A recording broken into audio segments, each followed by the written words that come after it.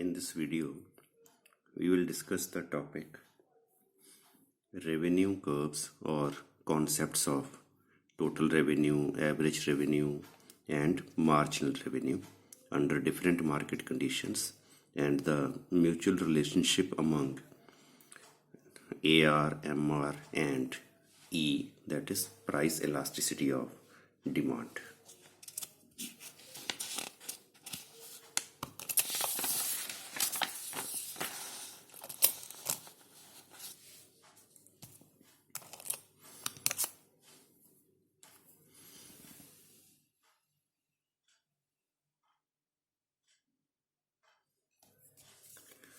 First is the meaning and definition of total revenue. According to Dooley, Michael P. Dooley is professor of economics at the University of California, Santa Cruz, USA. According to Dooley, total revenue is the sum of all sale receipts or income of a firm. Symbolically, TR equals to price into quantity. इसको हम एक example लेके भी समझ सकते हैं.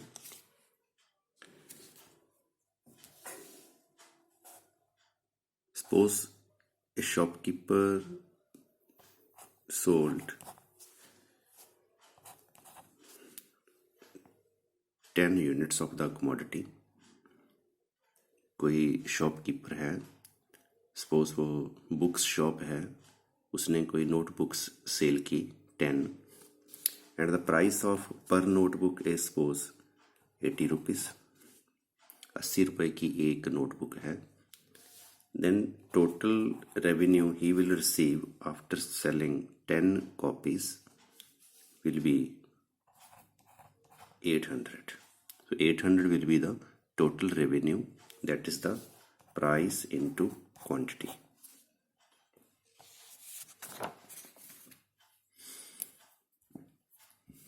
Now average revenue.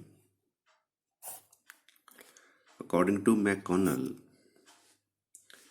Campbell or McConnell taught at the University of Nebraska Lincoln from 1953 until his retirement in 1990. Recently, McGraw-Hill published 22nd edition of his book on microeconomics. According to McConnell, average revenue is the per unit revenue received from the sale of a commodity. किसी भी commodity की एक unit, हर unit पे जो हमें receive हुआ, that is the average revenue. So, to calculate per unit, we divide total revenue by quantity. TR is the P into Q, as we explained earlier, divided by Q equals to P. Therefore, AR equals to P, average revenue equals to price. तो इसको अगर हम यहाँ पर देखें, what will be the average revenue? Total revenue over quantity, TR over Q. TR means P into Q over Q. So this is equal to P. TR is 800, quantity is 10, so AR is 80.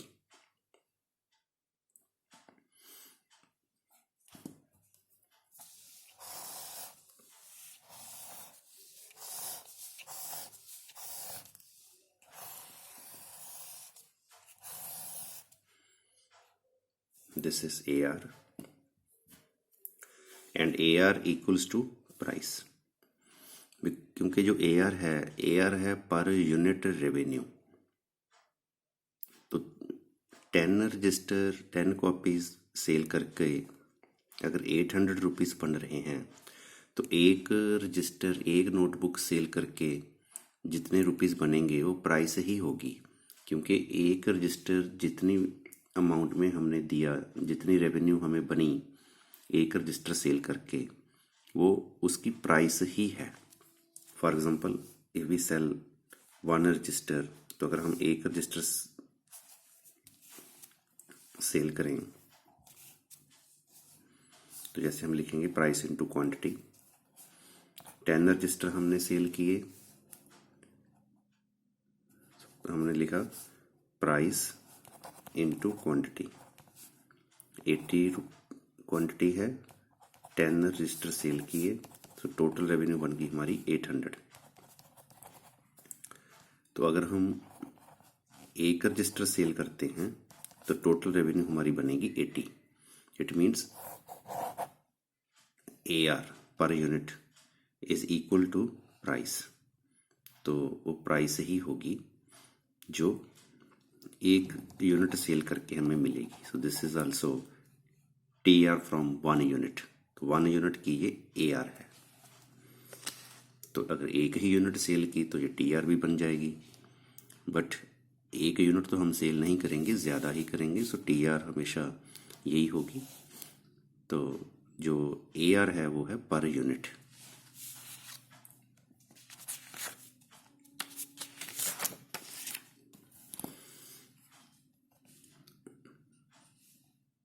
Now marginal revenue, third concept. According to Ferguson, C.E. Ferguson's book Microeconomic Theory is one of the best books on microeconomics.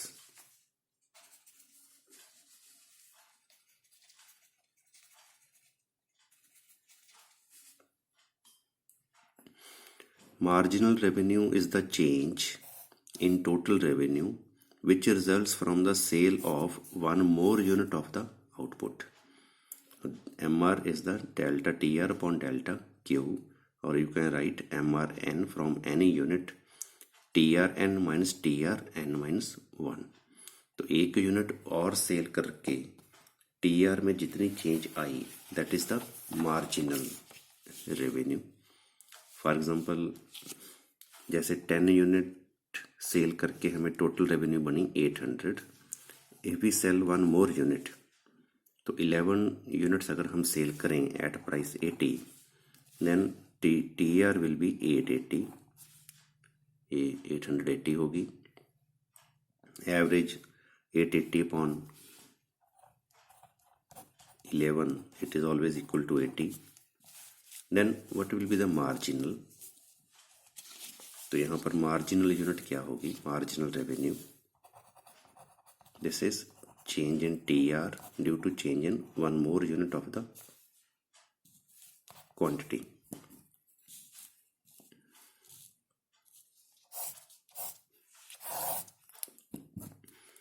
So 880 minus 800,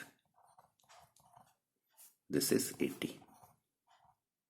This is the marginal revenue जो इसमें change आई, तभी हम कहते हैं this is the MR from 11th unit, तो this is TR from 11th unit 880 minus TR from 11 minus 1, that is 10th unit. तो ऐसे हमने ये फार्मूला लिखा है, nth unit TR from nth unit minus TR from n minus 1। तो जिस unit की हमने MR देखनी है उसकी TR माइनस उससे एक पहले यूनिट की TR। जैसे 11th की हमने MR देखनी है तो 11th यूनिट की TR माइनस 10th यूनिट की TR, 800 minus 880 minus 800 is equal to 80. So these are the meanings, definitions of 3 concepts, TR, AR and MR. Explanation of concepts of revenue. When price, these concepts of revenue are explained in the following 2 cases. So there are 2 cases. When price remains same, that is the case of perfect competition also.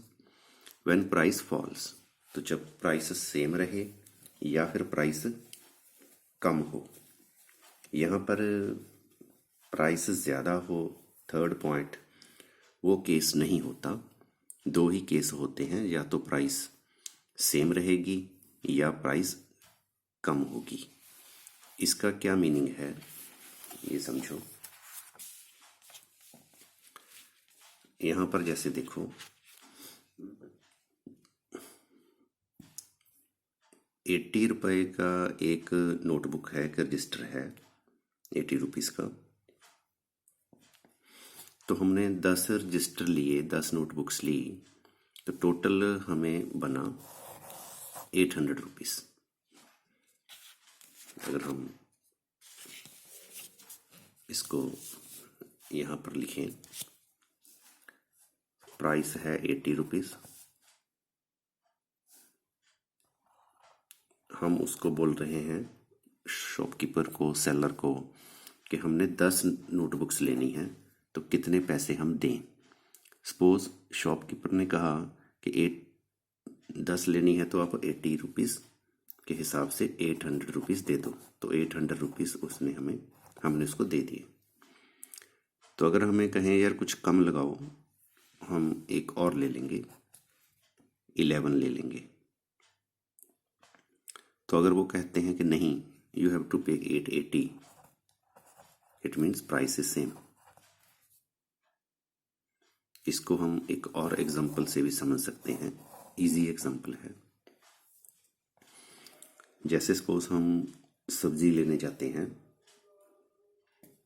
सब्जी वाले के पास, suppose we are buying potatoes, तो हम उसको पूछते हैं कि what is the price of the potato. Suppose the price of potato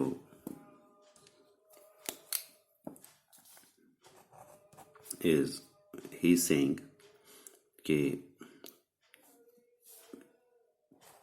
1 kilo हमने पोटैटो अगर लेने हैं, the price is suppose 10 rupees पर kg, then total revenue will be 10। अगर हम उसको पूछते हैं कि अगर 2 किलो लेने हो तो अगर वो कहता है कि अगर 2 किलो लेने हैं, then it will be of 20, it means price is same 10।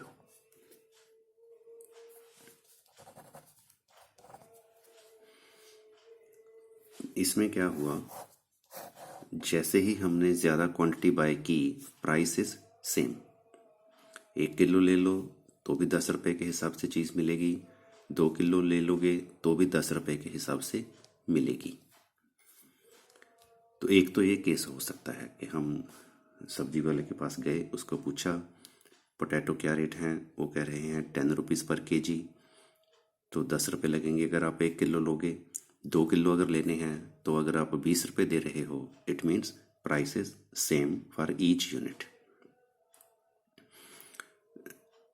और क्या होता है, हो सकता है इसके अलावा, तो आपने पूछा कि 1 किलो पोटैटो की प्राइस क्या है, तो उसने कहा 10 रुपीज़ पर kg, इट मीन्स 10 रुपये हुआ।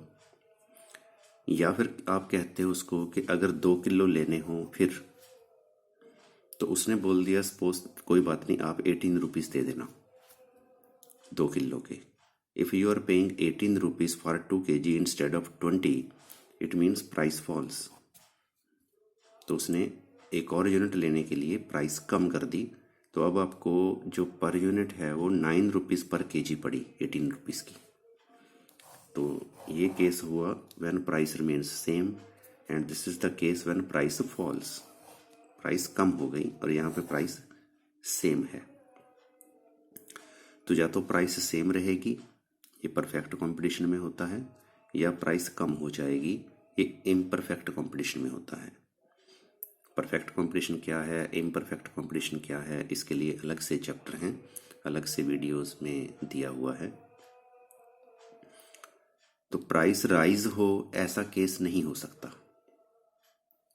फॉर एग्जांपल आप उसको पूछो कि 1 किलो पोटैटो कितने के हैं, ही सेज 10 रुपीज़ पर kg, 10 रुपये किलो हैं। तो 2 किलो कितने के हैं, तो 2 किलो 22 रुपये के नहीं हो सकते, अगर 2 किलो 22 रुपए की हैं, इट मीन्स प्राइस जो है वो 11 हो गई। तो 1 किलो अगर 10 रुपए के हैं तो 2 किलो 20 के ही होंगे, या फिर 2 किलो 20 से कम होंगे, 20 से ज़्यादा नहीं हो सकते। इसलिए या तो प्राइस सेम होगी या प्राइस कम होगी।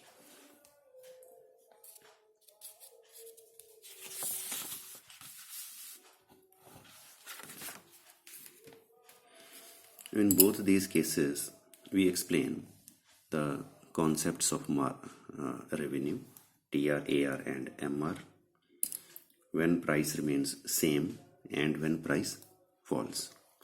Now, first point, when price remains same.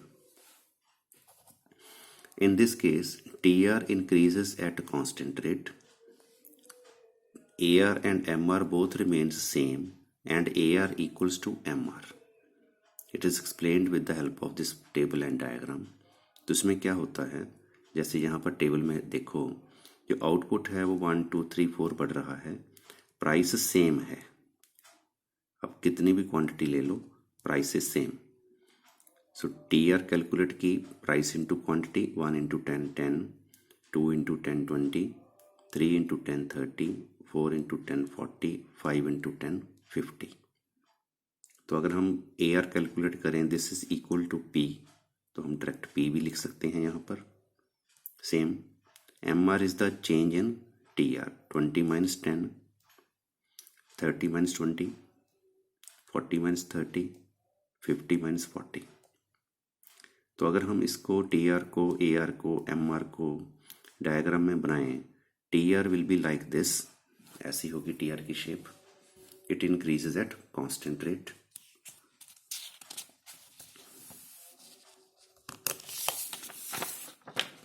And जो AR एंड MR है, AR MR बनेगी ऐसे, हॉरिजॉन्टल और पैरेलल टू आउटपुट एक्सिस। तो जैसे हमने वो टेबल में देखा, आउटपुट जैसे जैसे बढ़ रहा है, TR जो है, TR कांस्टेंट रेट पे बढ़ रहा है, इसका जो गैप है वो 10 10 10 10 ही है, that is the constant rate. AR और MR बोथ सेम है, कांस्टेंट हैं, ये भी 10 है, ये भी 10 है। जैसे जैसे आउटपुट बढ़ रहा है, AR भी 10 है, MR भी 10 है, and both are equal, AR equals to MR at each output level. तो इसकी अगर हम डायग्राम बनाएं तो ऐसी बनती है AR MR की। हम इसको ये टेबल वाला स्केल यूज करके भी बना सकते हैं।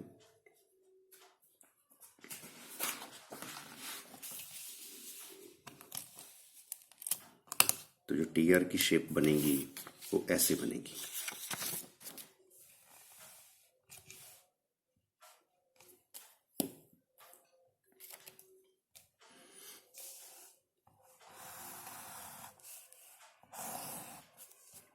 One side output, other side revenue. Output units are 1 2 3 4 5.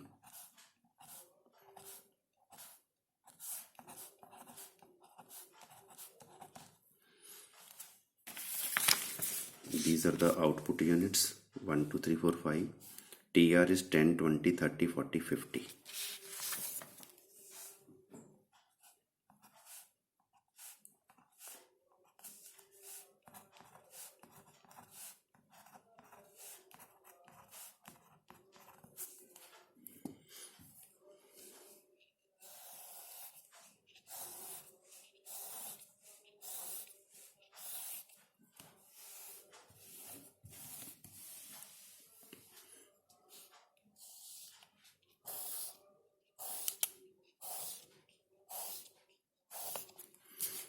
This is our graph paper.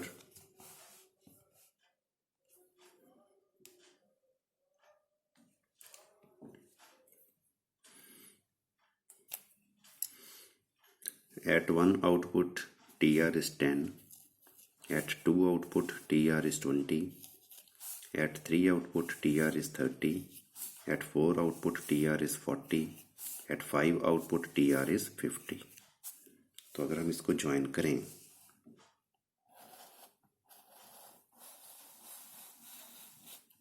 This is the TR. TR increases eight constant rate. इसमें जो इंक्रीज हो रहा है एवरी टाइम, और यहाँ से सपोज 10, फिर 10, फिर 10, फिर 10, फिर 10, तो कांस्टेंट रेट पर ये इंक्रीज हो रहा है. Similarly we can draw diagrams for AR and MR.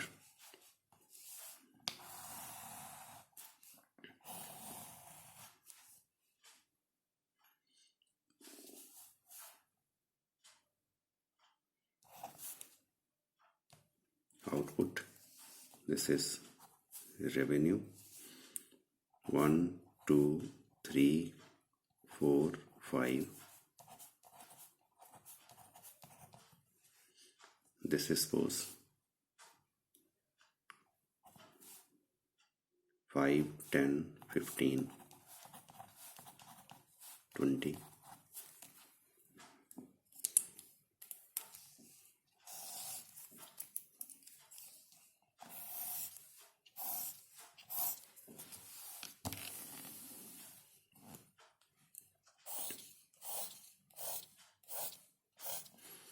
This is our graph paper.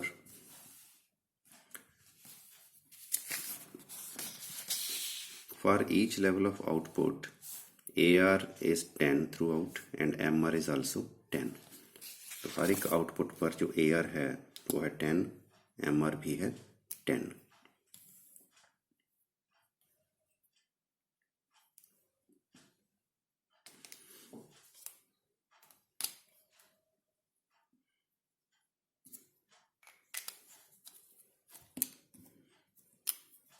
At 0 output or 1 output, AR is 10. At 2 output, AR is 10. At 3, AR is 10. At 4, AR is 10. At 5, AR is 10. This is AR.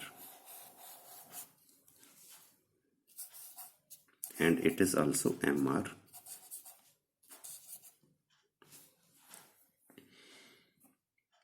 It is parallel to output axis के ये parallel है. And AR is also known as demand curve. AR को demand curve भी बोलते हैं.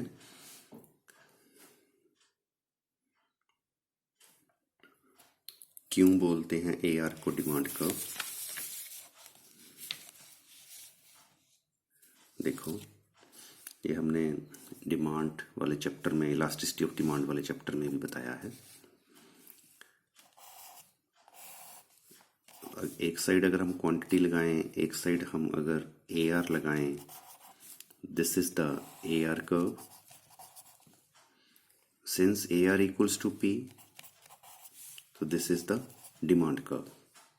अगर हम यहाँ पर P लगाएं वर्टिकल लाइन पर, तो ये बन जाएगी डिमांड कर्व. क्योंकि डिमांड कर्व अगर ड्रॉ करनी हो तो जिस साइड, एक साइड पर क्वांटिटी और दूसरी साइड पर उस क्वांटिटी की प्राइस अगर हम लगाएं तो वो बन जाती है डिमांड कर्व. और अगर हमने AR लगा दिया वर्टिकल लाइन पे तो ये बन गई AR curve. Since AR equals to P, therefore AR curve is equal to demand curve also. It means here the demand is perfect elastic. So elasticity is infinity because horizontal जो line है उसकी elasticity होती है infinity. It means when price remains same, TR increases at constant rate. AR and MR both remains constant same, 10 10 10 at each unit, and AR equals to MR. This is the case when price remains same.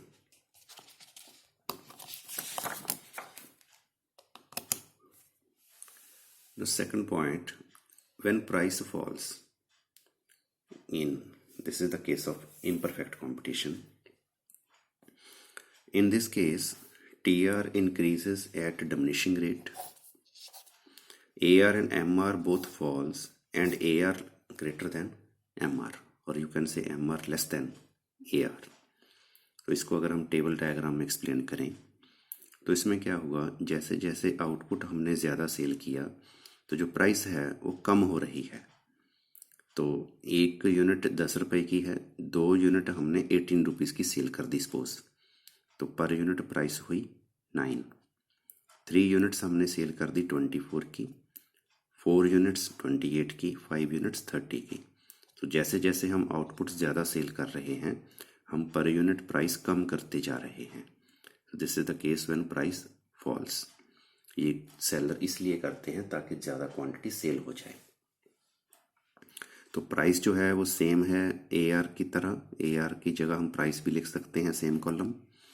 MR हमने calculate किया है difference of the TR, 18 minus 10 8, 24 minus 18 6, 28 minus 24 4, 30 minus 28 2। तो इसकी अगर हम diagram बनाएं, TR बनेगी ऐसे, इंक्रीजेज एट डिमिनिशिंग रेट, क्योंकि इसमें जो इंक्रीज हो रहा है वो कम होता जा रहा है। पहले 8, फिर 6, फिर 4, फिर 2। This is the diminishing rate. इसकी डायग्राम ऐसे बनती है, because rate means slope also.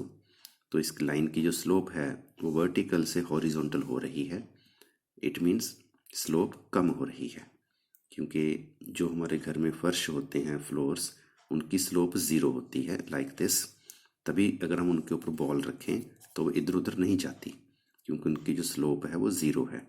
तो जैसे ही हम इस लाइन को थोड़ा टिल्ट करेंगे तो स्लोप इसकी बढ़ जाएगी। तो वर्टिकल लाइन की स्लोप इन्फिनिटी होती है, क्योंकि यहाँ पर हम बॉल रख ही नहीं पाएंगे because of the infinite slope. तो जैसे जैसे लाइन वर्टिकल से हॉरिजॉन्टल होती हो तो स्लोप कम हो रही है। तो इसकी भी जो स्लोप है वो कम हो रही है। स्लोप का कम होना मीन्स रेट का कम होना, जिस रेट से ये बढ़ रही है, that is the diminishing rate. जैसे 8 से बढ़ना, 6 से बढ़ना, 4 से बढ़ना, 2 से बढ़ना।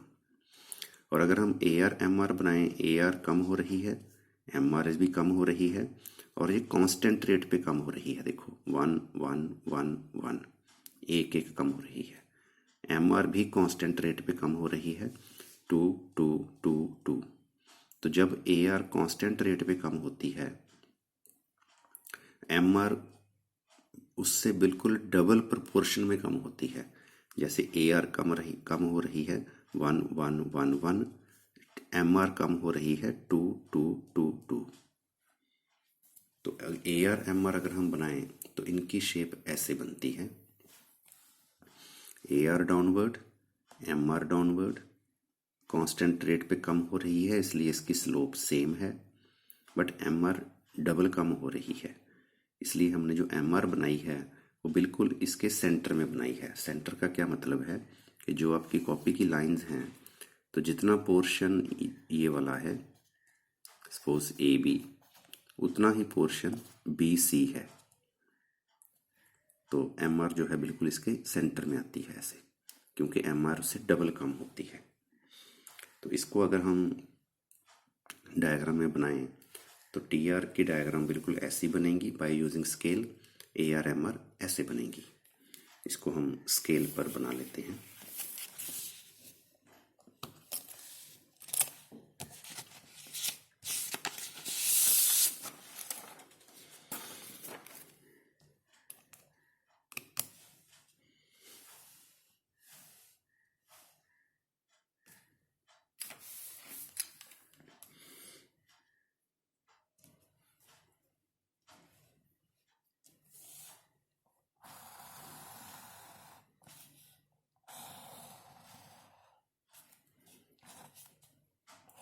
आउटपुट रेवेन्यू, आउटपुट की यूनिट्स हैं हमारी 1 2 3 4 5।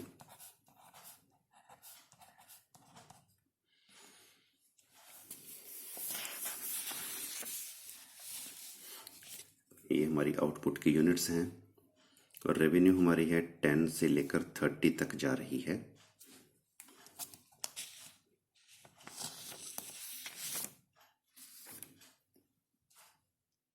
तो अगर हम इसमें 6 के हिसाब से बना दें तो 5 पॉइंट्स बन जाएंगे, 6 12 18, 24, 30.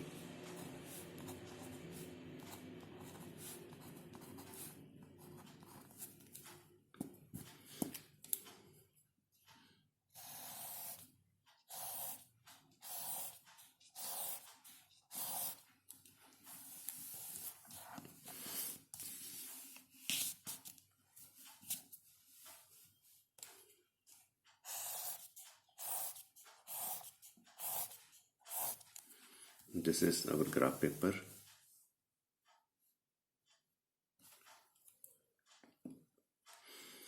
अगर हम TR बनाएं on first unit, TR is 10, so 6, यहाँ पर हम 9 लगाएंगे तो यहाँ कहीं 10 आ गया. सेकंड यूनिट पे है 18, थर्ड यूनिट पे है 24,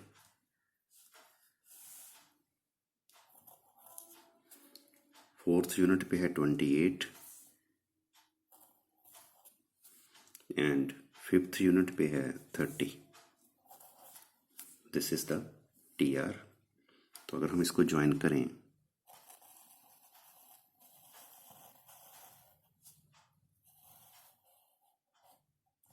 this is TR. TR increases at diminishing rate. पहले ये बढ़ी 10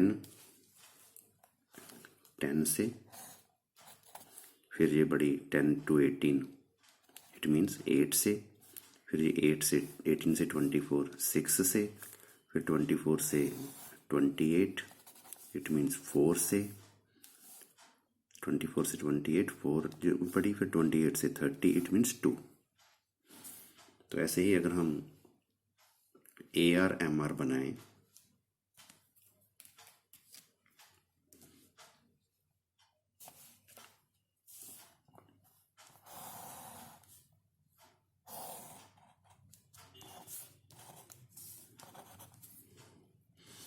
यूनिट्स हैं हमारी 1 2 3 4 5.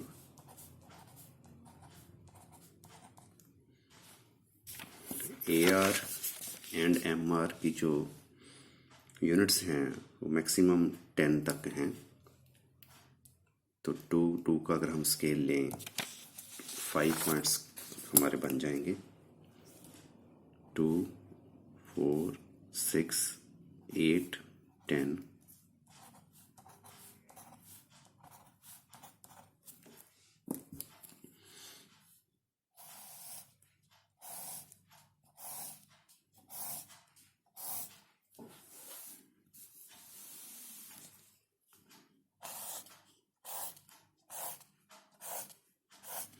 This is our graph paper.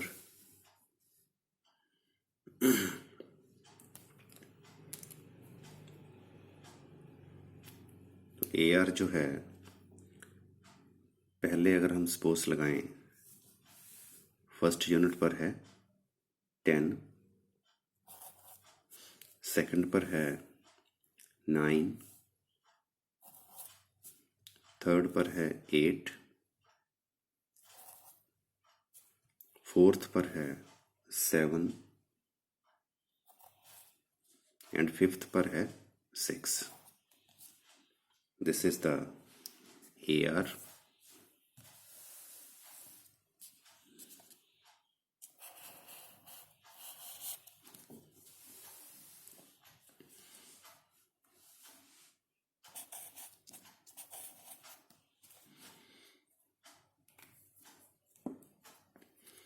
और अगर हम MR बनाएं 1 पर है सपोज सेम 10, 2 पर है 8, 3 पर है ये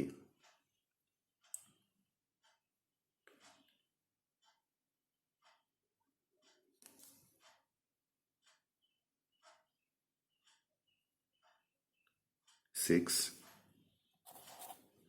4 पर है 4 एंड 5 पर है 2. This is MR.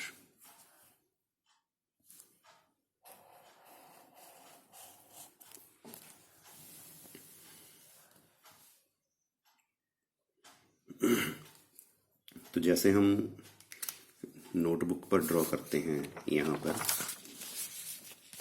पर हम बिल्कुल वर्टिकल लाइन के साथ टच करके इसको बना देते हैं। तो वैसे तो ये साथ में टच नहीं होता, क्योंकि ज़ीरो आउटपुट सेल करके आपको कोई रेवेन्यू नहीं होगी। जैसे जहाँ पर ज़ीरो आउटपुट सेल करके टोटल रेवेन्यू ज़ीरो है, तो ज़ीरो आउटपुट सेल करके एवरेज रेवेन्यू, मार्जिनल रेवेन्यू भी ज़ीरो ही होगी। बट इसको हम इसलिए टच कर देते हैं कि अगर हम बहुत ही ज़्यादा स्मॉलर यूनिट्स लगा लें तो जितनी भी रेवेन्यू होगी वो हम शो करते हैं इसलिए। बट ये स्मॉलर यूनिट्स लगाने का मतलब है कि इट अपीयर्स के ये इसके साथ जुड़ा हुआ है, अदरवाइज जुड़ा हुआ नहीं है, क्योंकि ज़ीरो पे हमें रेवेन्यू नहीं हो सकती। तो ये थोड़ा डायग्राम अट्रैक्टिव बनाने के लिए ऐसे किया हुआ है। अदरवाइज रियल सेंस में जो डायग्राम बनेगी वो ऐसे बनेगी, जो वर्टिकल लाइन से टच नहीं होगी। पर अगर हम वर्टिकल जो लाइन है ये मान लें, यहाँ पर जो टच हुई, तो इस हिसाब से अगर हम देखें, इसको वर्टिकल लाइन हम मान के देखें, तो जैसे हम बोल रहे थे जो MR है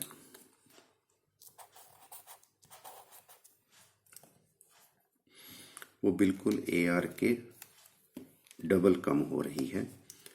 तो जैसे MR कम हुई 1, AR कम हुई 2, यहाँ से यहाँ तक आई। तो ये जो लाइंस हैं कॉपी की लाइंस, तो इनका जो बिल्कुल हाफ हो गया। देखो 1 गैप है, यहाँ 1 गैप है, यहाँ पर ये 2 गैप है, यहाँ भी 2 गैप है। जैसे मैंने आपको बताया, suppose this is A point, this is B point, this is C point, तो AB इक्वल्स टू BC। तो ये बिल्कुल इसके हाफ में बनती है AR and MR।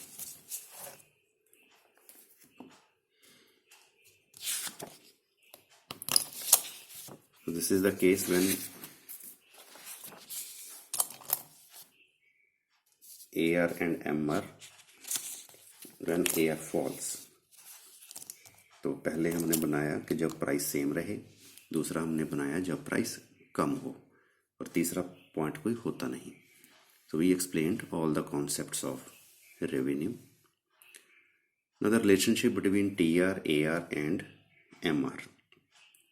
The first relation is the formula that both AR and MR are calculated from TR. For example, AR is TR upon Q, that is PQ upon Q, it is P. So AR is calculated from TR. Similarly, MR is also calculated from TR. Change in TR upon change in Q. This is first relation.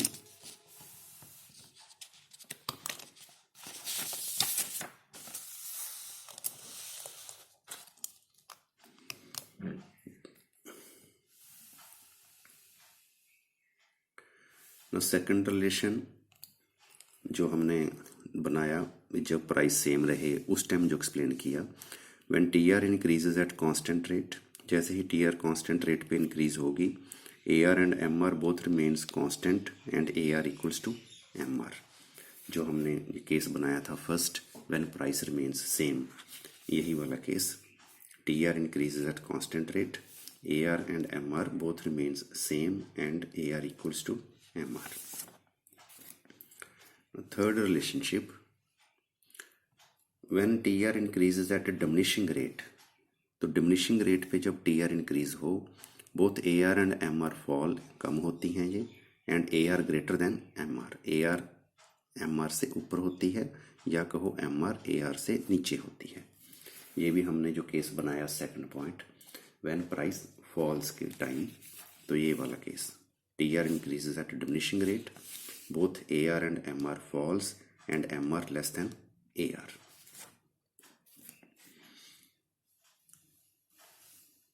Fourth relation, when AR falls at constant rate, तो जब AR constant rate पे fall करती है, MR also falls at constant rate, जैसे हमने इस table में देखा।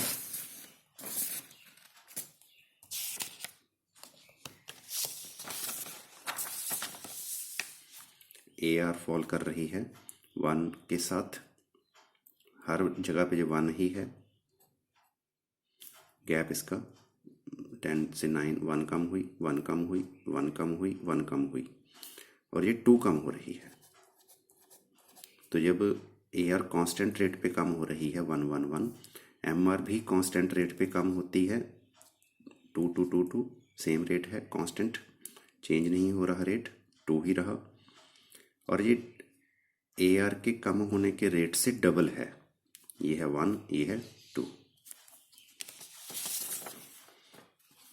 तो यही हमने यहाँ पर लिखा है,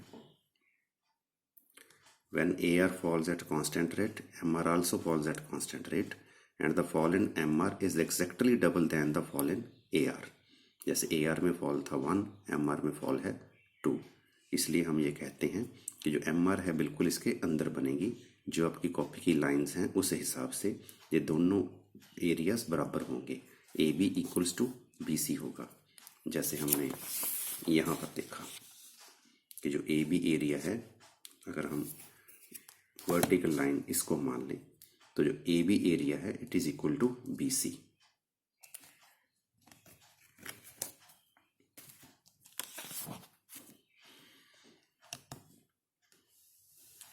फिफ्थ पॉइंट,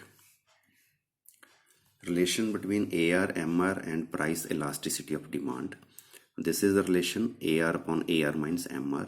इसकी डेरिवेशन हमने इलास्टिसिटी ऑफ डिमांड वाले चैप्टर में की है, जहाँ पर हम पढ़ते हैं revenue methods for the measurement of price elasticity of demand, उसमें ये किया हुआ है, वहाँ पर आप डिटेल देख सकते हैं। On the basis of this equation we have drawn these conclusions. MR अगर पॉजिटिव हो तो ये इलास्टिसिटी होगी ग्रेटर देन 1, MR नेगेटिव हो तो इलास्टिसिटी होगी लेस देन 1, MR 0 हो तो इलास्टिसिटी होगी इक्वल्स टू 1। तो वही डायग्राम है जो ऊपर हमने बनाई है सेम। तो यहाँ पर AR के बिल्कुल सेंटर में MR बनी हुई है। तो जब ये पॉजिटिव है, देखो यहाँ तक जो MR है वो पॉजिटिव है, ये वाली 0 से ऊपर है, तो AR की जो इलास्टिसिटी है वो है ग्रेटर देन 1। AR मीन्स इसको हम डिमांड कर्व भी बोल सकते हैं। तो जो AR की इलास्टिसिटी है वही डिमांड कर्व की इलास्टिसिटी है। और यहाँ पर MR नेगेटिव है, ये चीज़ MR नेगेटिव है, इसके राइट अगर हम देखें तो यहाँ पर MR नेगेटिव है, उसके अगेंस्ट जो AR है, AR को हम डिमांड कर्व भी बोल सकते हैं। तो इसकी इलास्टिसिटी है लेस देन 1। और जहाँ पर ये बिल्कुल ही 0 है MR, उसके अगेंस्ट AR की इलास्टिसिटी है इक्वल्स टू 1। इसको हमने प्राइस इलास्टिसिटी ऑफ डिमांड वाले वीडियो में एक्सप्लेन भी किया है कि ये वाला जो रिलेशनशिप है वो कैसे ड्रॉ हुआ। तो अगर हम इस रिलेशन को डिटेल में ड्रॉ करना चाहें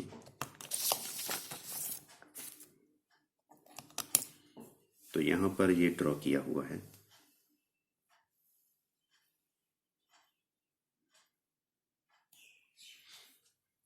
मैं यहाँ पर रिपीट कर देता हूँ, बट ये सारा कुछ जो है वो सेम एक्सप्लेन किया हुआ है in price elasticity of demand video, उसमें जहाँ पर है methods for the measurement of price elasticity of demand.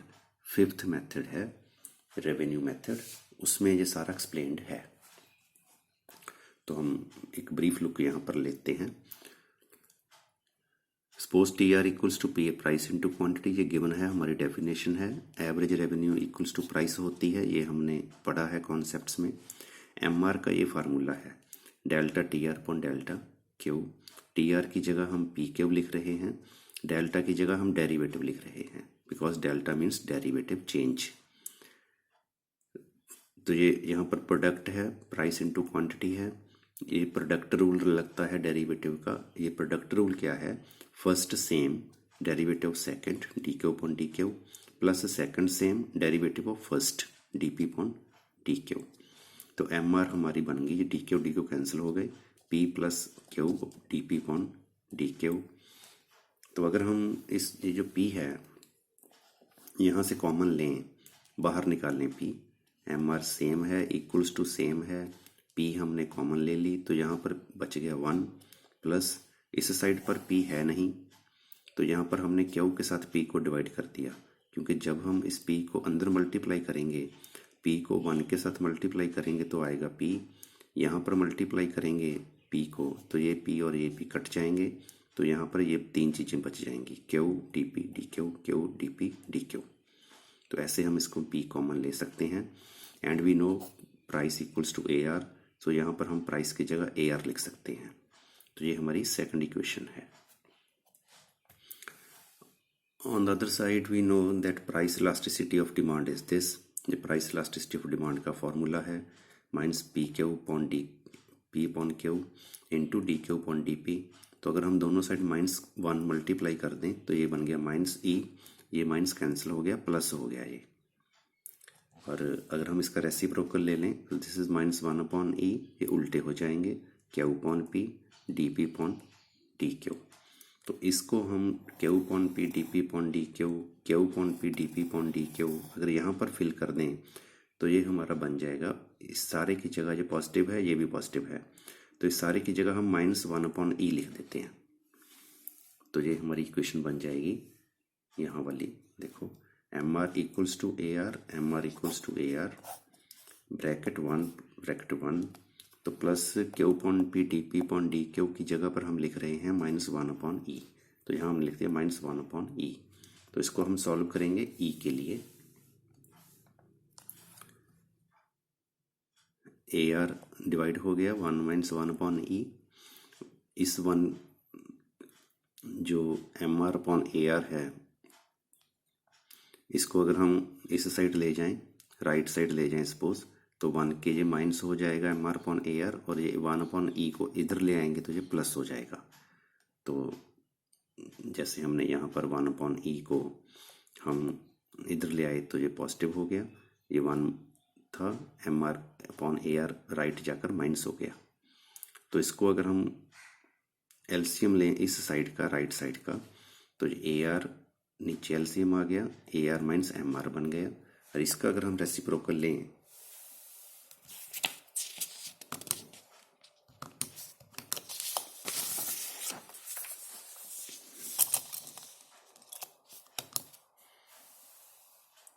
इसका रेसिप्रोकल बन गया E equals to AR upon AR minus MR। इसके बेस पर हमने ये 3 कंक्लूजन निकाल ले जो हमने अभी ये 5th पॉइंट में डिस्कस किए, और वही सेम कंक्लूजन है, वही सेम डायग्राम है। यहाँ पर मैंने ये इसलिए जल्दी जल्दी कवर किया है क्योंकि मैंने डिटेल में ये आराम से समझाया है प्राइस इलास्टिसिटी ऑफ डिमांड वाले वीडियो में, revenue methods for the measurement of price elasticity of demand. अगर आपको यहाँ नहीं पता चला तो वहाँ पर आप इसकी डिटेल देख सकते हैं। Next heading is shapes of revenue curves in different markets. Markets are classified into 4 categories: perfect competition, monopoly, monopolistic competition and oligopoly. तो इनमें कैसी होती है डिमांड कर्व्स या रेवेन्यू कर्व्स, वो हमने देखना है। डिमांड कर्व या रेवेन्यू कर्व हम इसलिए बोल देते हैं क्योंकि डिमांड कर्व को ही AR कहते हैं। First is the shapes of revenue curves under perfect competition. Under perfect competition, TR increases at constant rate. AR and MR both remain constant and AR equals to MR. तो जो perfect competition होता है हम पढ़ेंगे आगे जाके, उसमें price same रहती है, इसलिए इसमें वही रूल अप्लाई हो रहा है जो हमारा फर्स्ट रूल था कॉन्सेप्ट को एक्सप्लेन करने का, when price remains same. When price remains same, it means AR is same. TR increases at constant rate. AR and MR both are same and both remain constant, both are equal to each other. So elasticity is infinity. This is the perfect competitive market. तो perfect competition में TR ऐसे होगी, AR MR ऐसे होंगी। ये already हम इसको draw कर चुके हैं। Second, shapes of revenue curves under monopoly. Monopoly में क्या होगा, under monopoly TR increases at diminishing rate, TR diminishing rate पे बढ़ेगा like this. AR and MR both fall करेंगे and AR greater than MR होगा। तो ये भी हम एक्सप्लेनेशन के टाइम जो हमने सेकंड पॉइंट बनाया था, when price remains same, when price false, second point sorry, when price falls, तो उसमें हमने ये देखा था कि जब प्राइस फॉल करे, ए आर फॉल करे, तो T R increase at diminishing rate, A R M R दोनों कम होते हैं और एम आर ए आर से छोटा होता है, ए आर बड़ा होता है। This is the monopoly.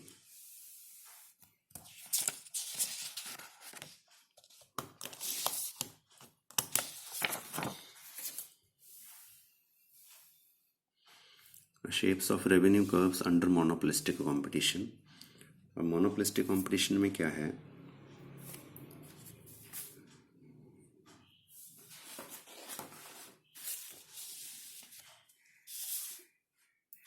AR is less elastic than perfect competition and more elastic than monopoly। अब इसको हम आपको दोबारा समझाते हैं।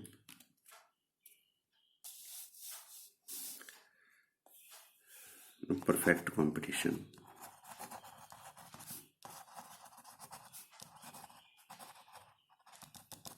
परफेक्ट कंपटीशन का मतलब है large number of sellers.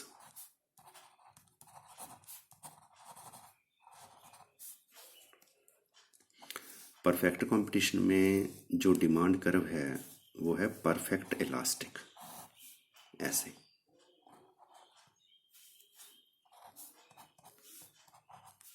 Perfect elastic है ए आर, तो इन्फिनाइट इसकी इलास्टिसिटी है, इससे ज़्यादा इलास्टिसिटी तो हो ही नहीं सकती किसी की।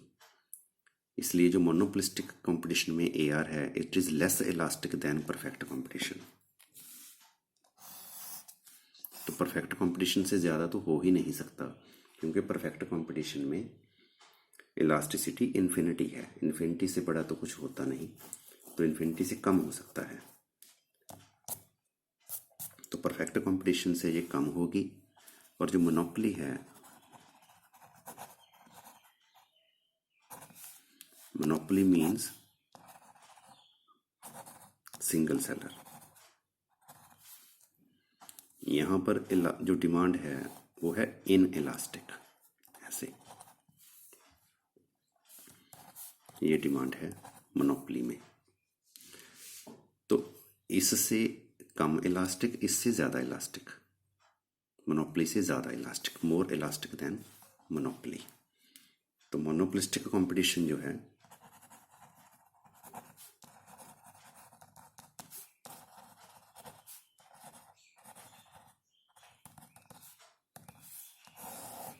इसमें होते हैं many sellers.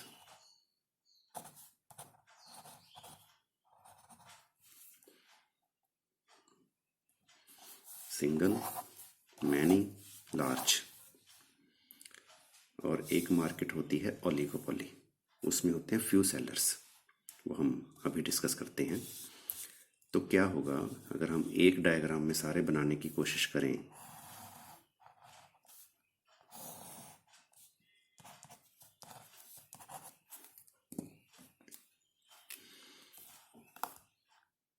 This is perfect competition,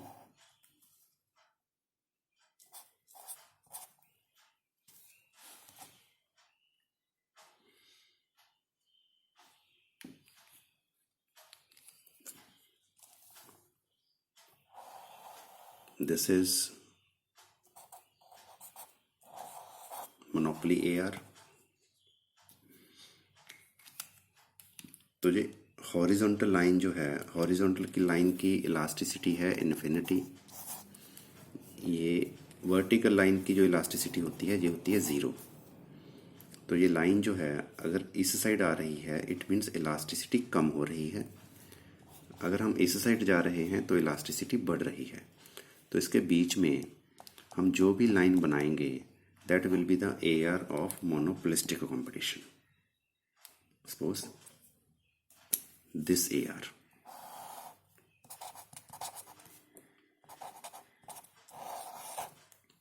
this is monopolistic competition, MC, monopolistic competition।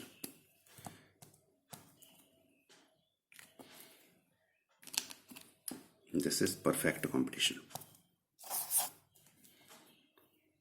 तो परफेक्ट कंपटीशन से लेस इलास्टिक, मोनोपोली से more elastic, that is the shape of AR in monopolistic competition. तो हमने AR बना ली, more elastic than monopoly, perfect elastic से कम। तो जब हमने AR बनाई तो MR उसी हिसाब से, क्योंकि AR जो है वो कांस्टेंट रेट पे कम हो रही है, स्ट्रेट लाइन है, इसलिए ये दोनों portion suppose A, B and BC equal होने चाहिए, that is the MR। These are the shapes of revenue under monopolistic competition. Now shapes of revenue under oligopoly.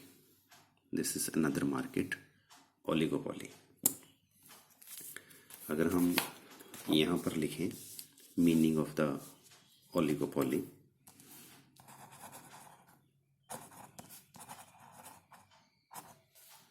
oligopoly होता है few sellers। वैसे तो इसमें और भी फीचर्स हैं इन सभी की अलग अलग, वो हम सेपरेट चैप्टर्स हैं इनके, perfect competition, monopoly, monopolistic competition, oligopoly, उन सेपरेट चैप्टर्स की सेपरेट वीडियोस हैं, वहाँ पे डिस्कस किए हुए हैं। तो यहाँ पर मैं कंपेयर करने के लिए थोड़ा बता रहा हूँ। तो इसको अगर हम रैंकिंग के हिसाब से चलें, एक सेलर मोनोपोली,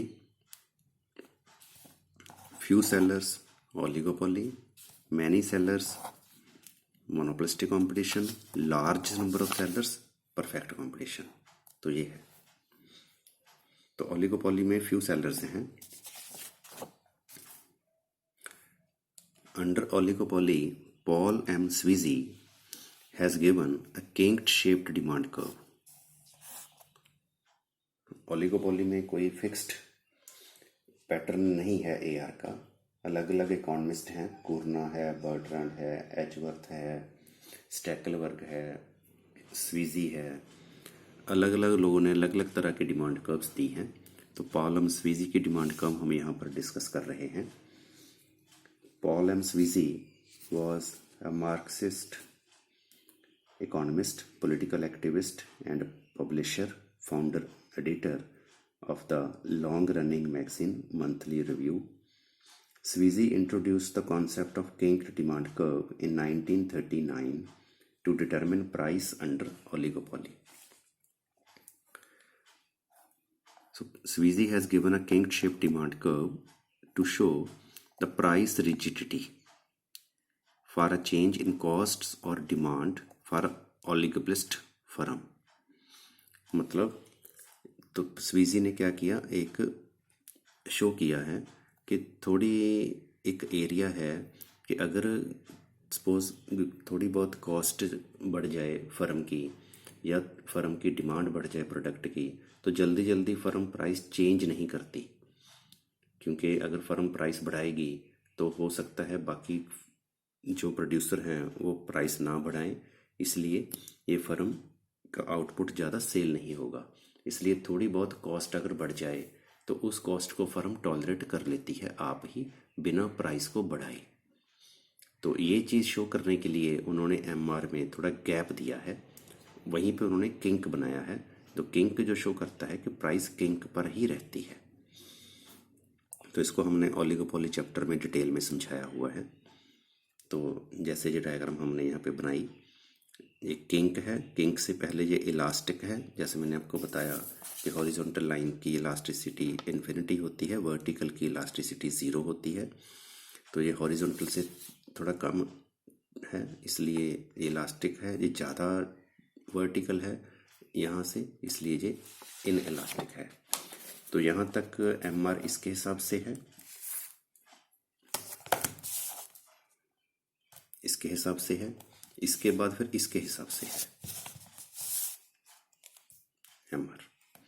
जहाँ पर किंक है वहाँ पर थोड़ा MR में गैप है, ब्रेक है, ये शो करने के लिए कि कॉस्ट बढ़ जाए तो भी प्राइस सेम रहती है फॉर सम टाइम। तो इसको हम दोबारा ड्रॉ कर लेते हैं।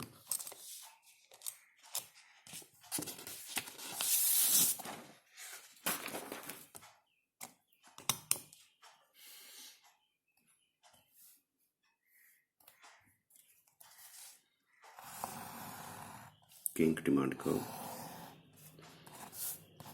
output price or AR,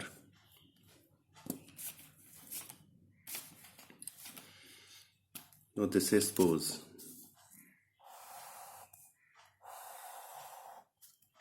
AR और ये है किंक।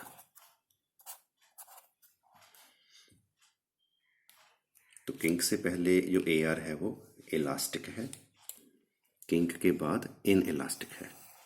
तो सीजी के अकॉर्डिंग जो प्राइस है वो फिक्स रहती है किंक पे। तो यहाँ तक उसने क्या किया, यहाँ तक ये जो पोर्शन है किंक का, यहाँ तक हम MR बनाएंगे इस किंक के हिसाब से, मतलब जो कॉपी की लाइंस हैं उसका हाफ करेंगे ऐसे, जितना पोर्शन ये है उतना ही पोर्शन आइडिया ये है। तो ये बनेगी हमारी MR ऐसे।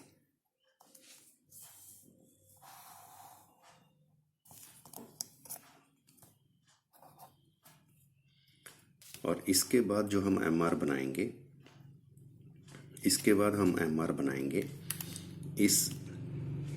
इसके हिसाब से। फॉर एग्जांपल यहाँ से हम स्टार्ट करेंगे, जितना पोर्शन ये है उतना ही पोर्शन सपोज ये है, तो MR हमारी होगी इस AR के हिसाब से, like this. Suppose this is suppose the point of kink,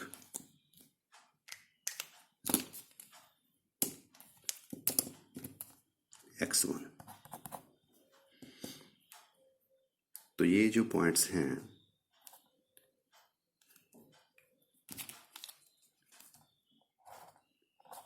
A point, B point,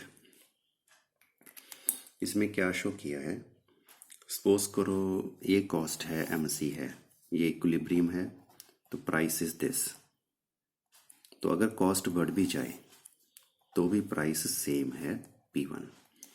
तो ये प्राइस रिजिडिटी शो करने के लिए किंक्ड शेप्ड डिमांड कर्व बनाई है पॉल एम स्वीजी ने अंडर ओलिगोपोली, और इस चैप्टर को डिटेल में हमने अलग से वीडियो में दिया हुआ है। These were the shapes of revenue under different markets.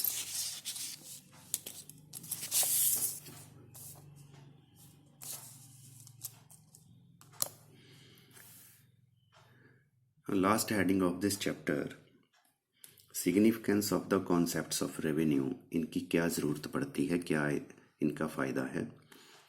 एक तो इसका बेनिफिट है, यूज़ है कि फ़र्म का अगर हमने इक्विलिब्रियम देखना हो, जैसे हम परफेक्ट कंपटीशन में, मोनोपोली में, मोनोपोलिस्टिक कंपटीशन में, ओलिगोपोली में देखेंगे अलग अलग चैप्टर्स में इक्विलिब्रियम, तो हम ये यूज़ करेंगे condition marginal rule, MR should be equals to MC।